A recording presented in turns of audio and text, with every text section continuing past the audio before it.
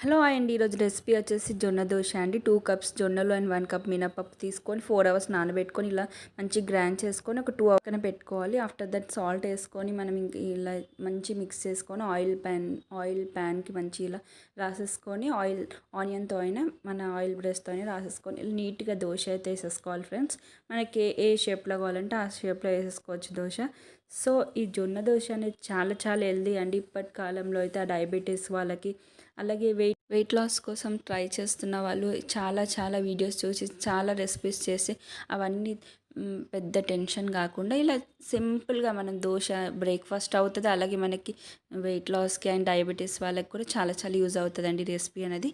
So ఈ recipe ఎలా ఉందో ప్లీజ్ ఇంట్లో ట్రై చేసి నాకైతే రెసిపీ ఎలా ఉందో ప్లీజ్ కామెంట్ చేయండి. మా వారికి అయితే ఇచ్చేసాను.